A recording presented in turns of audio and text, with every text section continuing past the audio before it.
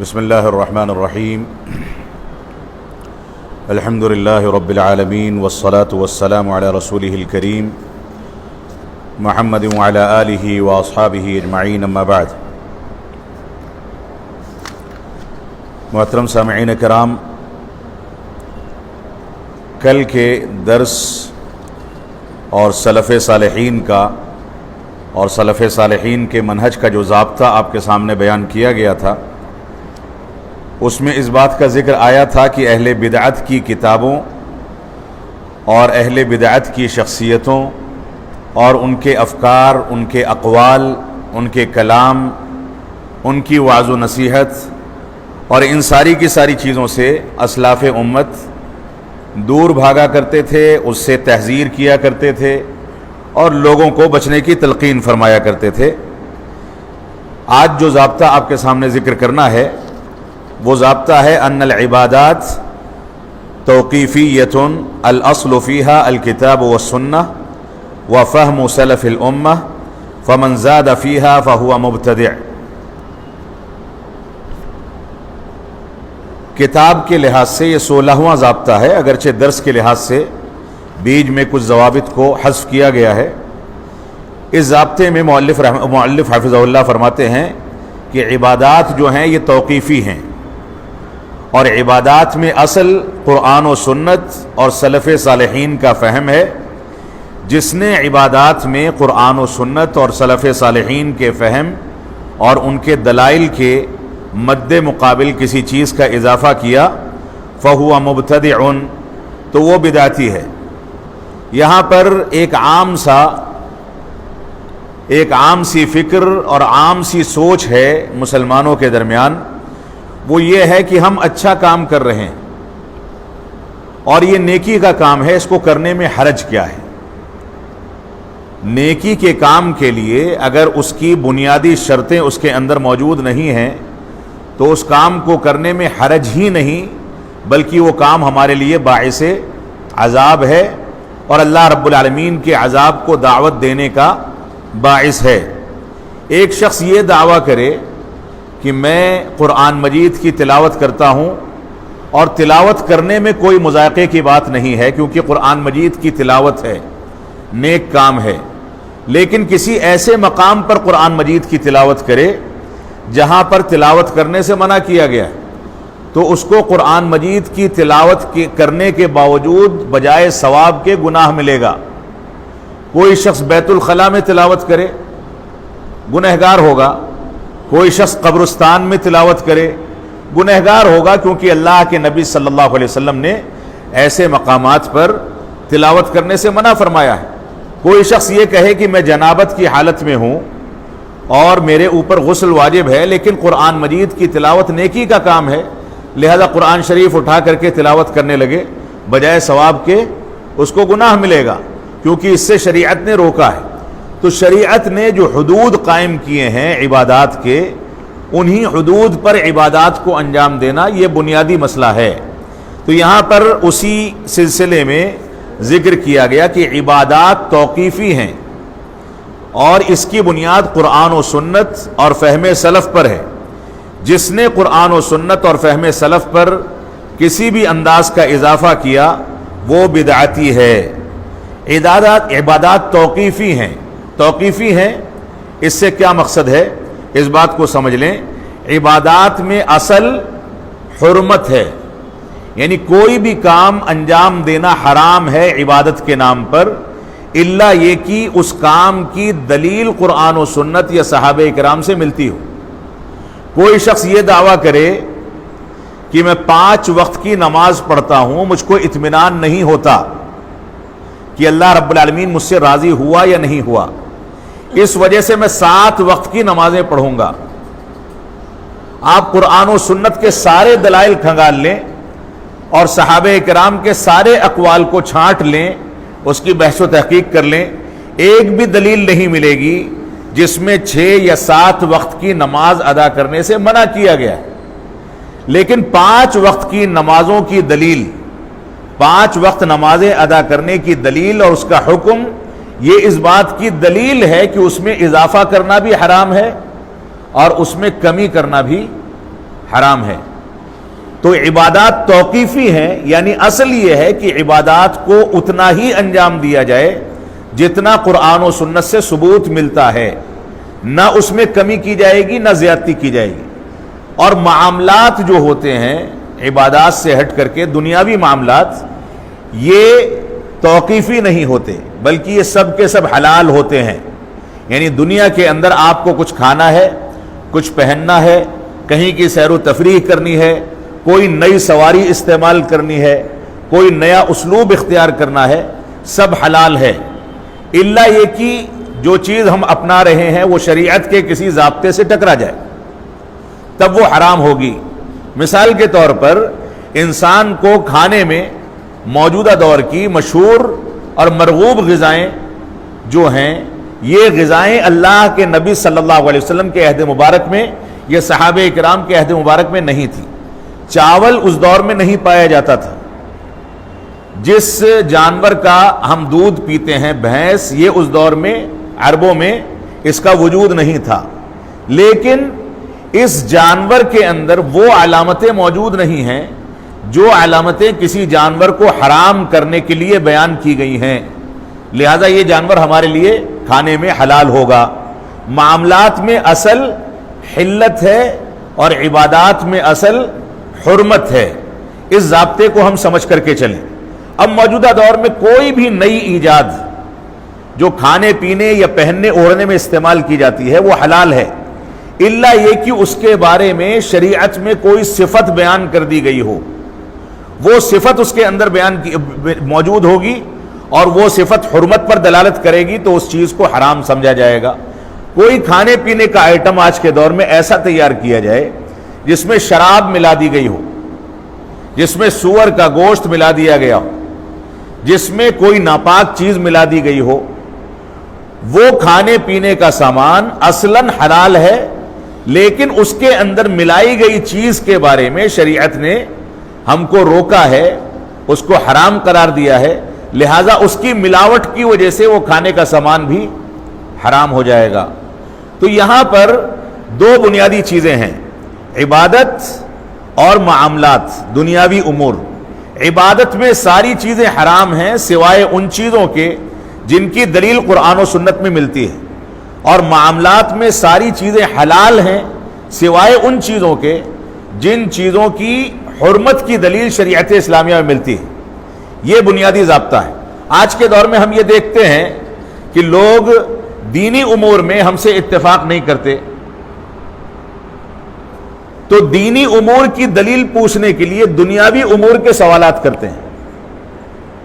یعنی ہم نے عبادات میں کسی چیز کو حلال کیا یا کسی چیز کو جائز کہا یا کسی چیز پر بحث و تحقیق پیش کی، ہمارے اوپر رد کرنے والے پلٹ کر کے یہ سوال کرتے ہیں کہ آپ دلیل دکھائیے کہ انڈا کھانا حلال ہے، آپ دلیل دکھائیے کہ بھینس کا گوشت حلال ہے، آپ دلیل دکھائیے کہ فلاں چیز حلال ہے۔ تو یہاں اس ضابطے کو سامنے رکھا جائے گا تو اس سے یہ مسائل بذات خود آرام کے ساتھ حل کیے جا سکتے ہیں۔ تو عبادات میں اصل حرمت اور معاملات میں اصل حلت ہے۔ اللہ رب العالمین کا فرمان ہے، قل ان کنتم تحبون اللہ فاتبعونی یحببکم اللہ ویغفر لکم ذنوبکم واللہ غفور الرحیم۔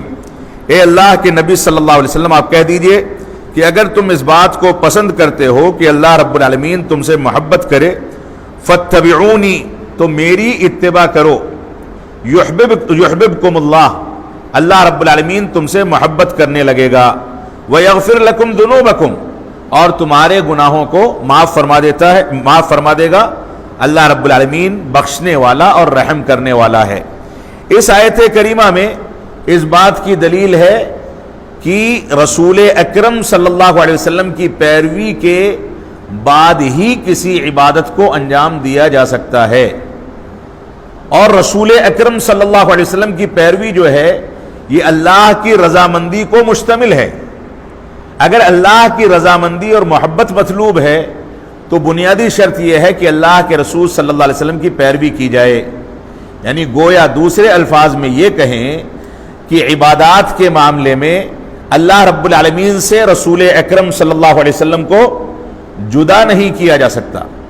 جو دلیل قرآن کی ہے، جس حیثیت کی ہے، جس قوت کی ہے، حدیث کی دلیل بھی اسی حیثیت اور قوت کی ہوتی ہے۔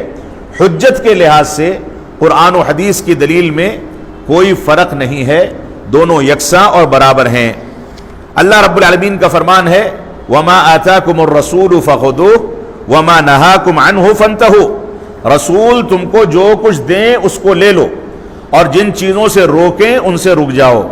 اور ایک مشہور روایت ہے عمر بن خطاب رضی اللہ عنہ کی روایت، انہ قال للرکن، وہ خانہ کعبہ کے پاس آئے اور رکن یمانی، رکن حجر اسود کے رکن اور کونے کے پاس کھڑے ہو گئے، اور اس کے بعد حجر اسود کی جانب مخاطب ہو کر کے فرمایا اما واللہ انی لاعلم انک حجر لا تضر ولا تنفع ولولا انی رأیت النبی صلی اللہ علیہ وسلم استلمک ما استلمتک فاستلمہ۔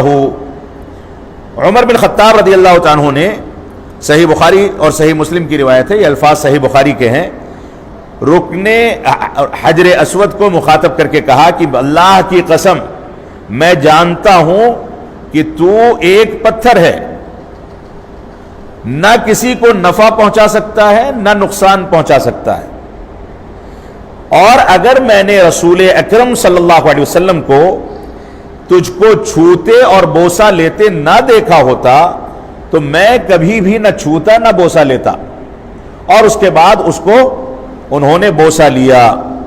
یہ ایک دلیل ہے جس کی بنیاد پر ہم یہ ثابت کر سکتے ہیں کہ عبادت چاہے عقل میں بیٹھے نہ بیٹھے، عبادت کا سبب ہمارے عقل میں آئے نہ آئے، اللہ کے نبی صلی اللہ علیہ وسلم نے جیسے عبادت کرنے کا حکم دیا ویسے ہی عبادت کرنی ہے، چاہے ہماری عقل اس کی مخالفت کرے۔ اسی وجہ سے علی بن ابی طالب رضی اللہ عنہ کی غالباً روایت ہے کہ اگر دین کی بنیاد عقل پر ہوتی تو ہم موزے پر مسح تلوے میں کرتے، اوپر کی جانب نہیں کرتے، کیونکہ گندگی کہاں لگتی ہے؟ موزے میں گندگی نیچے کی جانب لگتی ہے، لیکن مسح کا حکم کہاں دیا گیا ہے کہ موزے میں اوپر کی جانب مسح کر لو، نیچے کی جانب مسح نہیں کرنا ہے۔ یہ اس بات کی واضح دلیل ہے کہ دین میں عقل کا دخل نہیں ہے۔ اگر ہماری عقل میں بات آ جاتی ہے، ہم مطمئن ہو جاتے ہیں تو اچھی بات ہے، عقل میں بات نہیں آتی تو ہم یہ کہتے ہیں کہ دین کامل ہے، ہماری عقل ناقص ہے، دین میں کوئی عیب نہیں ہے، ہماری عقل کے سوچنے میں کوئی کمی اور کوتاہی ہے جس کی وجہ سے ہم اصل حقیقت تک نہیں پہنچ پا رہے۔ اسی وجہ سے وہ حضرات جو دین کو عقل پر تولتے ہیں ان کو شریعت اسلامیہ میں عقلانی کہا گیا۔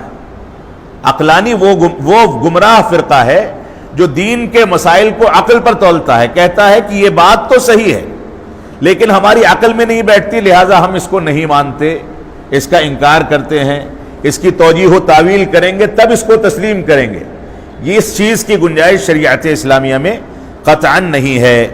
عبداللہ بن عمر رضی اللہ عنہما حضرت عمر کے بیٹے ہیں، ان کی ایک روایت ہے، کہتے ہیں کل بدعۃ ضلالہ وان رآها الناس حسنہ، کہتے ہیں کہ ہر بدعت گمراہی ہے، یعنی دین میں ثواب کی نیت سے کسی نئی بات کو ایجاد کر کے دین سمجھ کر کے انجام دینا یہ گمراہی ہے۔ وَإِن رَآهَا النَّاسُ حَسَنَةً، فرماتے ہیں کہ وہ گمراہی کتنی بھی اچھی ہو، لوگ اس کو کتنا بھی خیر کہیں، کتنا بھی اچھا بنا کر کے پیش کریں، لوگ اس کو کتنا بھی اچھا سمجھیں تو بھی وہ بدعت ہے، گمراہی ہے، اور گمراہی جہنم میں لے جانے والی۔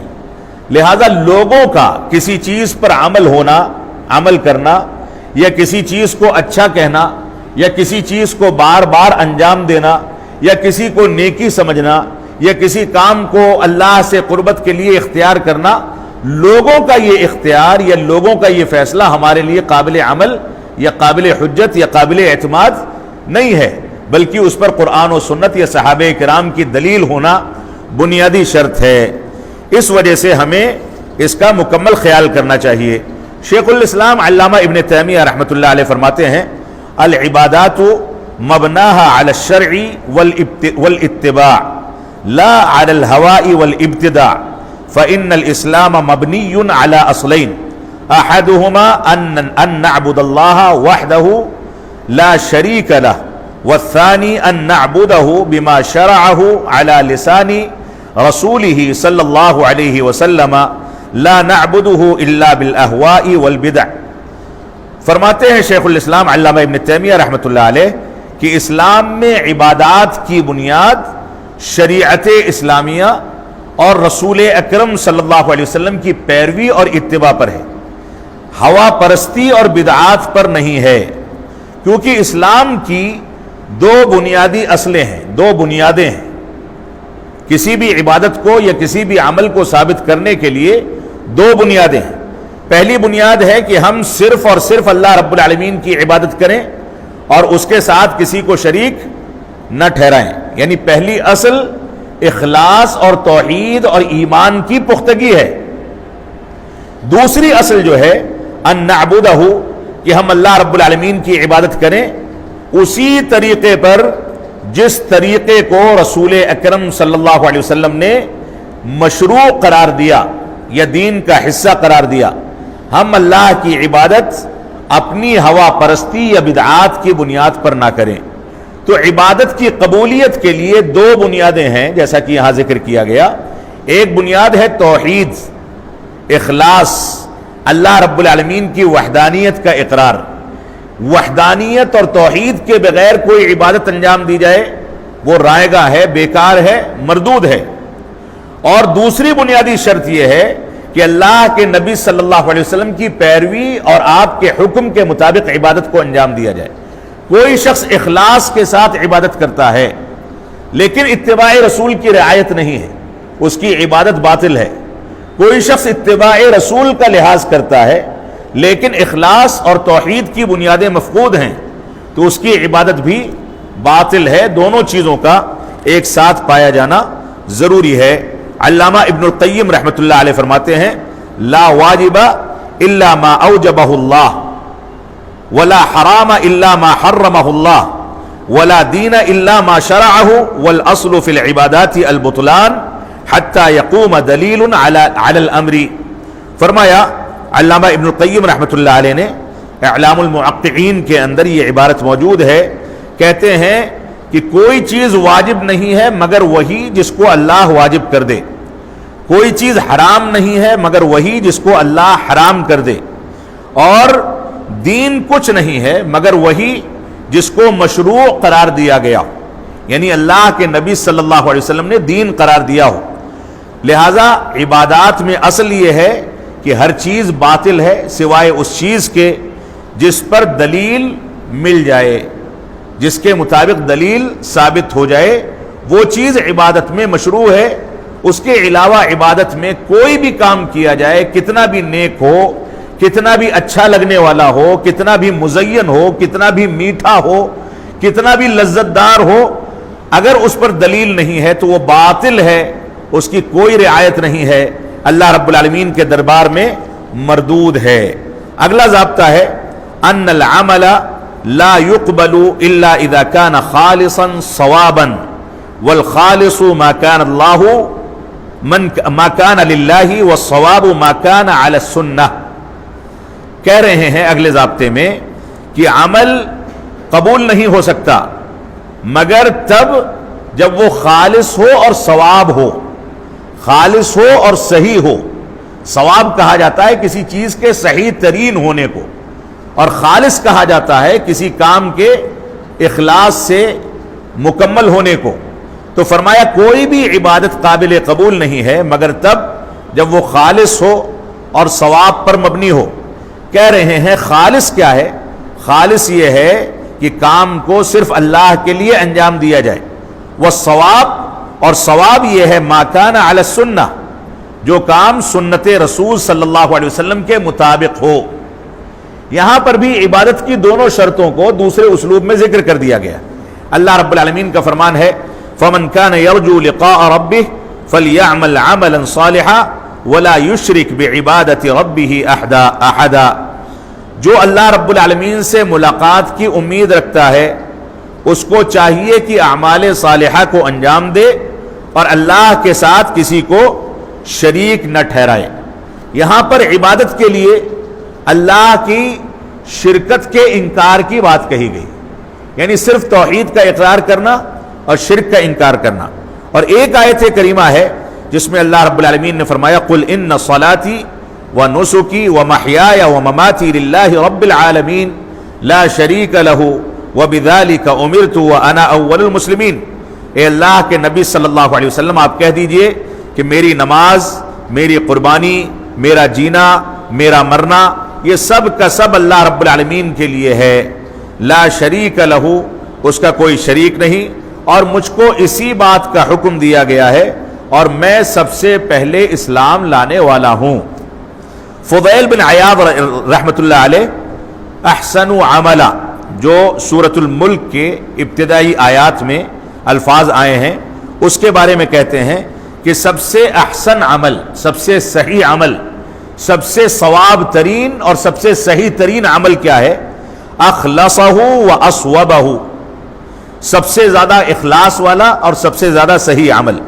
کہتے ہیں العمل لا يقبل حتى يكون خالصا صوابا، کوئی بھی عمل، کوئی بھی عبادت تب تک قابل قبول نہیں ہے جب تک خالص نہ ہو اور ثواب پر مبنی نہ ہو۔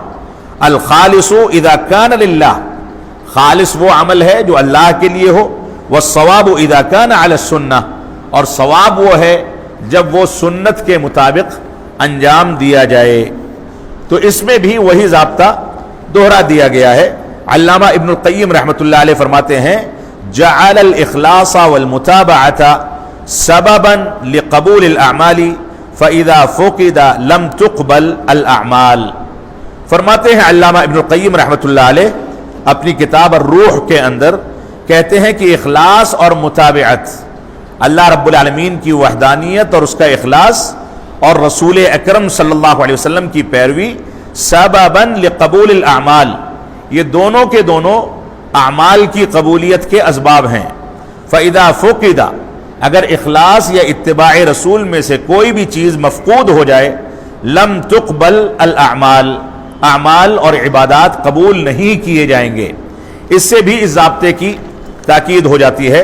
اگلا ضابطہ ہے حب الصحابۃ والترضی عنہم وذکر مناقبہم والکف عما شجر بینہم وبغض من یبغضہم۔ یہ بہت بنیادی ضابطہ ہے موجودہ دور کے لحاظ سے۔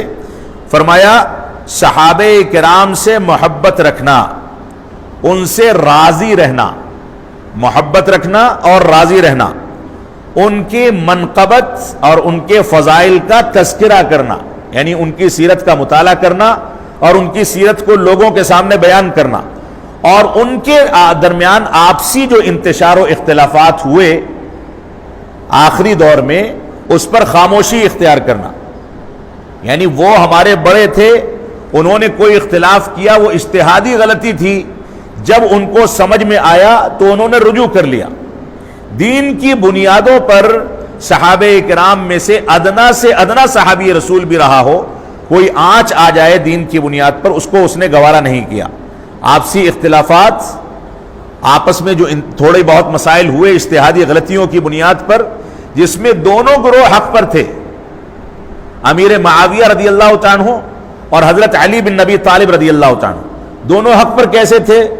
علی بن نبی طالب رضی اللہ تعالیٰ عنہ سے علی رضی اللہ تعالیٰ حضرت امیر معاویہ نے مطالبہ کیا کہ آپ خلیفہ وقت ہیں، عثمان غنی رضی اللہ تعالیٰ عنہ کو ظلماً شہید کر دیا گیا، آپ ان کے قاتلین کو سزا دلائیں تب میں آپ کے ہاتھ پر بیعت کروں گا۔ ان کا مطالبہ مبنی بر حق ہے۔ حضرت علی کا عذر کیا تھا؟ کہا کہ جب میرے سامنے حقائق ہے ہی نہیں، کسی بے گناہ کو کیسے پکڑ لوں؟ مجرم کی شناخت ہوگی تو میں پکڑ کر کے سزا دوں گا۔ تو دونوں حق پر تھے۔ اس کی بنیاد پر تھوڑے بہت جو اختلافات ہوئے، ان پر ہماری ذمہ داری یا ہمارا عقیدہ یہ ہے کہ ہم خاموشی اختیار کرتے ہیں، ہم کسی کی ٹوہ میں نہیں پڑتے، بال کی کھال نہیں نکالتے، یا اردو کی ایک اصطلاح ہے دم اٹھا کر کے گندگی تلاش نہیں کرتے، بلکہ ہماری یہ ذمہ داری ہے کہ ہم اپنے بڑوں پر خاموشی اختیار کریں، اس کو دور جا کر کے چھوڑ دیں۔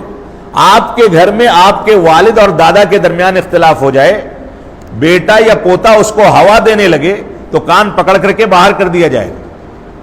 بھائی گھر میں جہاں 4 برتن ہوں گے وہاں تھوڑی بہت کڑکڑاہٹ اور آواز پیدا ہوگی، لہذا ان چیزوں کو ہوا دینے والے حقیقت میں زندیق ہیں، بددین ہیں، دین سے عاری ہیں۔ جو لوگ بھی صحابہ کرام پر تنقیدیں کرتے ہیں یا ان کے اوپر تنقیدیں کرنے کا بہانہ تلاش کرتے ہیں یا ان کے اوپر تنقید کرنے والے یا تنقیص کرنے والوں کے ساتھ اٹھتے بیٹھتے ہیں، یہ سب کے سب منافق اور زندیق ہیں۔ ان کا اسلام کبھی مکمل نہیں ہو سکتا، چاہے وہ اہل سنت والجماعت میں سے ہوں، ان کے علماء ہوں، چاہے دوسرے لوگوں میں سے ہوں۔ اگر صحابہ کرام پر انہوں نے تنقید کری یا تھوڑی دیر کے لیے اپنے دل میں تنقید کو جائز سمجھا تو گویا ایمان ان کے دل سے کسی حد تک نکل گیا، ان کو فوراً توبہ کر کے رجوع کرنا چاہیے۔ تو فرمایا صحابہ کرام سے رضامندی اور محبت کا اظہار کرنا، صحابہ کرام کی منقبتوں کو ذکر کرنا، صحابہ کرام کے اختلافات پر خاموشی اختیار کرنا، وَبُغْضُ مَنْ يُبْغِضُهُمْ، اور جو صحابہ کرام سے نفرت یا بغض رکھتا ہے یا ان پر تنقیدیں کرتا ہے اس سے بغض، عداوت اور نفرت کا اعلان کرنا، اس سے بغض رکھنا، یہ بھی ہمارے ایمان کی علامت ہے۔ کوئی شخص یہ کہے کہ صحابہ کرام پر تنقیص یا ان پر تنقید کرنے والوں کو ہم یوں ہی چھوڑ دیتے ہیں، کیا فرق پڑتا ہے، وہ سمجھیں، ان کا کام سمجھیں، ہمیں کوئی واسطہ نہیں، بالکل نہیں۔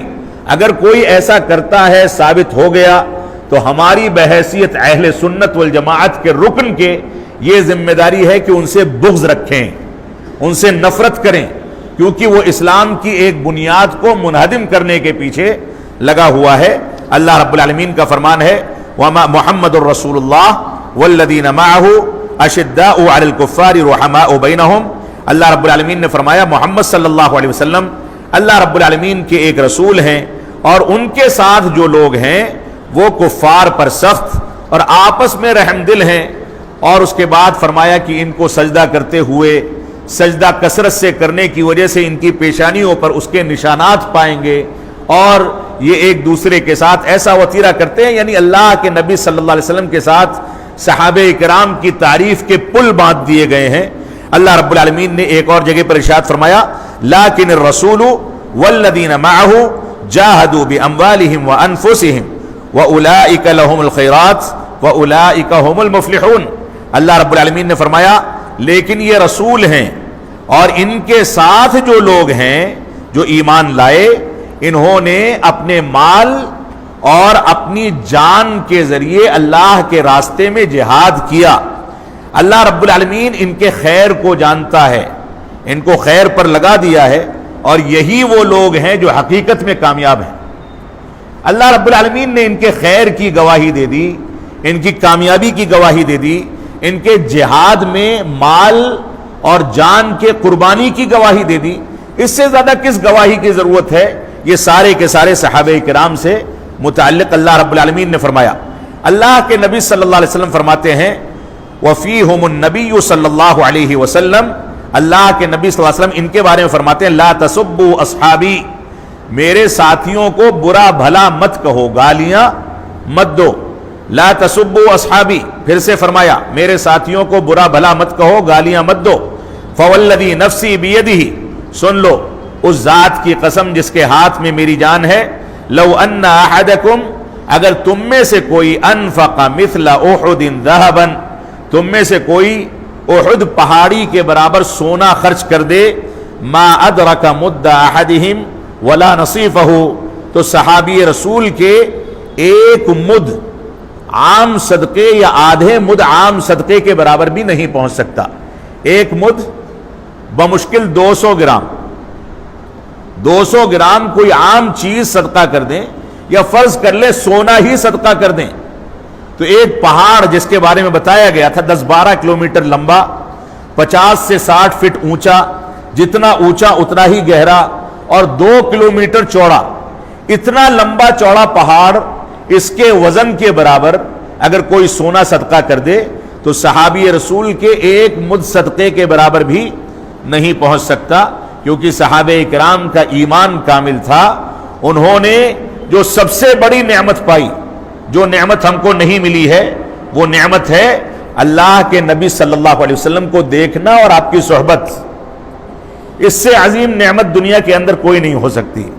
اللہ کے نبی صلی اللہ علیہ وسلم سے کسی صحابی رسول کی ملاقات نہ بھی ہوئی ہو، حجۃ الوداع میں دور کے مقام سے دیکھ لیا ہو اور آپ کا کلام سن لیا ہو، تو بھی اس صحابی رسول کو یہ مقام حاصل ہے۔ ہم اس کے عشر عشیر بھی یا پیر کی دھول کے برابر بھی نہیں پہنچ سکتے۔ اللہ رب العالمین ہم کو صحابہ کرام کے مقام کو سمجھنے کی توفیق عطا فرمائے۔ طبرانی کی روایت ہے صحیح سند سے، ابن عباس رضی اللہ تعالیٰ عنہما فرماتے ہیں کہ اللہ کے نبی صلی اللہ علیہ وسلم نے ارشاد فرمایا، من صب اصحابی فعلیہ لعنت اللہ والملائکۃ والناس اجمعین، جس نے میرے صحابی کو گالی دی یا برا بھلا کہا، فعلیہ لعنت اللہ، اس پر اللہ رب العالمین کی لعنت ہے، فرشتوں کی لعنت ہے اور ساری انسانیت کی لعنت ہے۔ یہ روایت طبرانی میں موجود ہے، طبرانی کی کبیر میں، اور علامہ البانی رحمۃ اللہ علیہ نے اس کو صحیح قرار دیا ہے۔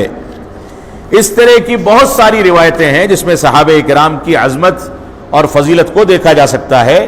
تو تین بنیادیں، قرآن، حدیث اور صحابہ کرام کے آثار، یہ عبادت کے ثبوت کے لیے لازمی شرط ہے، اس کے بغیر عبادت کو انجام نہیں دیا جا سکتا۔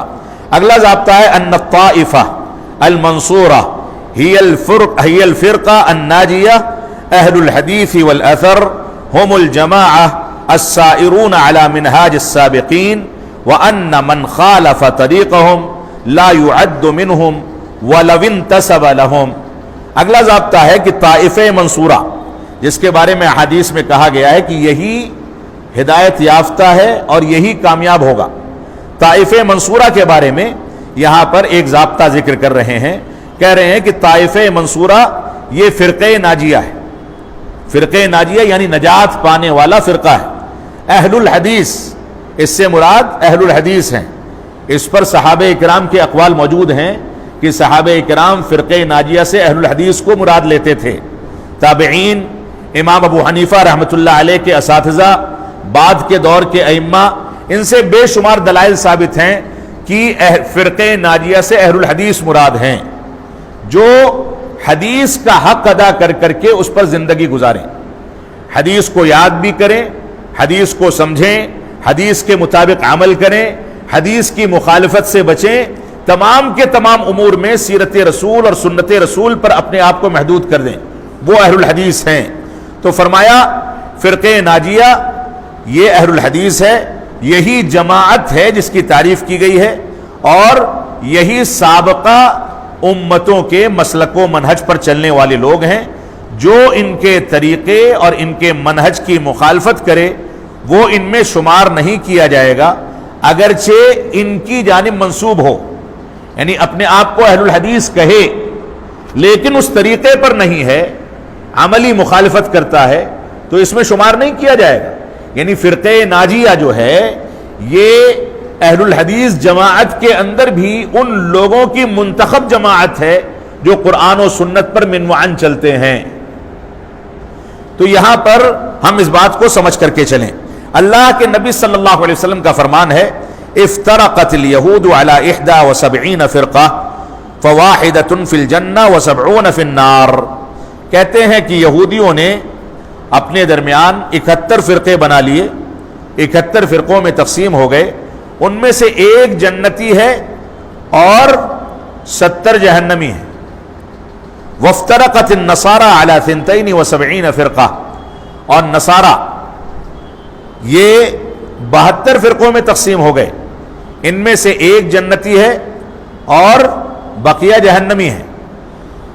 اور اس کے بعد کہہ رہے ہیں والذی نفس محمد بیدہ، محمد صلی اللہ علیہ وسلم کی جان جس ذات کے ہاتھ میں ہے اس کی قسم، لتفترقن امتی، میری امت تفریقہ پیدا کرے گی، انتشار کی شکار ہو جائے گی، علی 73 فرقہ، اس میں 73 فرقے بنیں گے، واحدۃ فی الجنہ، ایک جنت میں جائے گا، وثنتان وسبعون فی النار، اور 72 جہنمی ہوں گے۔ قیل یا رسول اللہ، کہا گیا کہ اللہ کے نبی صلی اللہ علیہ وسلم من ہم، تو آپ نے فرمایا الجماعہ۔ یہاں پر ایک بات کی صراحت کر دوں، 71 فرقوں میں سے ایک فرقہ جنتی یہودیوں میں، 72 میں سے ایک فرقہ جنتی نصرانیوں میں، جب ان کا دین نافذ تھا اور دین محمد نازل نہیں ہوا تھا، اس کو منسوخ نہیں کیا گیا تھا، تب جب ان میں سے وہ فرقہ جو حق پر قائم تھا وہ جنتی ہے۔ لیکن اللہ کے نبی صلی اللہ علیہ وسلم کی بعثت کے بعد ان کا کوئی بھی فرقہ جب تک اللہ کے نبی صلی اللہ علیہ وسلم پر ایمان نہ لے آئے، جب تک اس کو جنتی نہیں مانا جائے گا۔ اب یہاں پر کہا کہ 73 فرقوں میں امت محمدیہ تقسیم ہوگی، سارے کے سارے جہنمی ہیں، ایک جنتی ہے۔ صحابہ کرام نے پوچھا وہ کون ہیں؟ تو آپ نے فرمایا ہم الجماعہ، جو جنتی ہے وہ جماعت ہے۔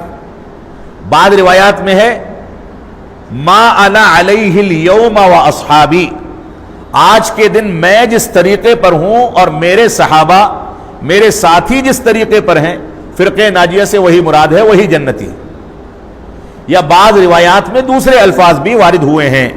اس سلسلے میں امام ابن حجر رحمۃ اللہ علیہ فرماتے ہیں، یہ روایت جو پڑھی گئی آپ کے سامنے یہ ابو داؤد ابن ماجہ وغیرہ کی اور مسند احمد کی روایت ہے، علامہ البانی رحمۃ اللہ علیہ نے اس کو صحیح قرار دیا ہے۔ تو امام امام ابن حجر رحمۃ اللہ علیہ فرماتے ہیں کہ جزم البخاری بان المراد بهم اہل العلم بالآثار، وقال احمد بن حنبل ان لم يكونوا اہل الحدیث فلا ادری من هم۔ حافظ ابن حجر کہتے ہیں، جو کہ صحیح بخاری کے شارح ہیں، کہتے ہیں کہ امام بخاری رحمۃ اللہ علیہ نے اس بات کو حتمی طور سے کہا ہے کہ اس سے مراد اہل علم اور اہل اثر ہیں۔ اہل علم یعنی قرآن و سنت کو ماننے والے، اہل اثر یعنی صحابہ کرام کے اقوال پر چلنے والے۔ اور امام احمد بن حنبل رحمۃ اللہ علیہ کہتے ہیں ان لم یکونوا اہل الحدیث، اگر فرقہ ناجیہ سے اہل الحدیث مراد نہیں ہے، فلا ادری من ہم، تو میں نہیں جانتا کہ ان کے علاوہ کون مراد ہو سکتا ہے۔ امام ابو عامر شراحیل رحمۃ اللہ علیہ، جو کہ امام ابو حنیفہ رحمۃ اللہ علیہ کے استاذ ہیں، ان کو 500 صحابہ کرام کا دور ملا، یعنی تابعی تھے، صحابہ کرام سے علم حاصل کیا کرتے تھے۔ وہ کہتے ہیں کہ میں تمہارے درمیان کوئی بھی دینی مسئلہ بتاتا ہوں یا اس کا فتویٰ دیتا ہوں تو وہ اسی فتوے کو نقل کرتا ہوں جس پر اہل الحدیث کا اجماع ہے، اہل الحدیث کا اجماع ہے، اتفاق ہے۔ ظاہر سی بات ہے صحابہ کرام کے ہوتے ہوئے کوئی شخص کسی دوسرے سے علم حاصل کیوں کرے گا؟ تو اہل الحدیث سے مراد امام ابو شراحیل کے اس قول میں 500 صحابہ کرام ہیں، اور اسی طریقے سے بعض صحابہ کرام سے اس بات کا صحیح دلیل میں تذکرہ ملتا ہے کہ وہ اپنے شاگردوں کو اہل الحدیث کہہ کر کے بلاتے تھے، کہتے تھے کہ ہمارے بعد تم اہل الاثر اور اہل الحدیث کے نام سے جانے جاؤ گے، لہذا اس چیز کا لحاظ کرنا یہ ہماری ذمہ داری ہے۔ اب میں اختصار کے ساتھ، کیونکہ آج جمعہ بھی ہے اور جمعہ کے خطبے میں تقریباً اپنے روزے کا آپا کھو چکا تھا، تھکان شدید ہو چکی ہے، اور ابھی مجھ کو عید کے خطبے کی بھی تیاری کرنی ہے، اس وجہ سے بہت اختصار کے ساتھ میں فہرست سے چند ضوابط کی جانب اشارہ کر دیتا ہوں، اور انشاءاللہ پھر کسی موقع سے اگر توفیق ہوئی تو اصول و ضوابط پر مشتمل کچھ دروس پیش کیے جائیں گے۔ اس سلسلے میں ہم صحابہ کرام کے احترام، بدعات وغیرہ سے گزرتے ہوئے یہاں تک پہنچے ہیں۔ ایک ضابطہ ہے اہل سنت والجماعت کا، اللہ رب العالمین کے دین کی جانب بلانے والے علماء ربانی، جو حقیقی علماء ہیں، ان کا احترام بھی مسلمانوں پر واجب ہے۔ جو شخص علماء ربانیین یا علماء حق کا احترام نہیں کرتا تو جتنا احترام کی کمی ہوگی اتنا ہی دھیرے دھیرے اس کے ایمان میں نقص واقع ہو سکتا ہے۔ اسی طریقے سے سمع و طاعت، ولاۃ امور کی سمع و طاعت، جس کا تذکرہ اختصار کے ساتھ کل کے درس میں یا پرسوں کے درس میں گزرا تھا۔ اسی طریقے سے ایک ضابطہ ہے تعارض العقل والنقل، اگر ہماری عقل اور قرآن و سنت کے دلائل آپس میں ٹکرا جائیں تو ضابطہ یہ ہے کہ دلائل کو لیا جائے گا، عقل کو کنارے رکھ دیا جائے گا، اشارہ ابھی کیا گیا تھا۔ ایسے ہی ایک عقیدہ ہے، ایک ضابطہ ہے کہ اللہ رب العالمین کی کتاب قرآن مجید اللہ کی نازل کردہ کتاب ہے، اس میں کوئی تبدیلی نہیں ہو سکتی، وہ مخلوق نہیں ہے بلکہ اللہ کی صفت کلام ہے۔ قرآن مجید جس ورق پر لکھا جاتا ہے، جس سیاہی سے اس کو لکھا جاتا ہے، جس گتوں میں اس کی دفتی بنا کر کے جلد سازی کی جاتی ہے، یہ ساری کی ساری چیزیں مخلوق ہیں، لیکن اس میں لکھا ہوا کلام یہ اللہ کی مخلوق نہیں ہے بلکہ وہ اللہ کا کلام ہے، اور اللہ کا کلام ہونے کی حیثیت سے وہ اللہ کی صفت ہے۔ یعنی گویا اگر ہم کو قسم کھانی ہے قرآن مجید ہاتھ میں اٹھا کر کے، ہم یہ کہیں کہ ہم اس قرآن مجید کے اوراق سیاہی اور دفتی کی قسم کھاتے ہیں، یہ شرک ہے، شرک ہے۔ لیکن اگر قرآن مجید کی قسم کھانے سے مراد اللہ کے کلام کی قسم ہے تو یہ مطلوب ہے، یہ قسم کھائی جائے گی۔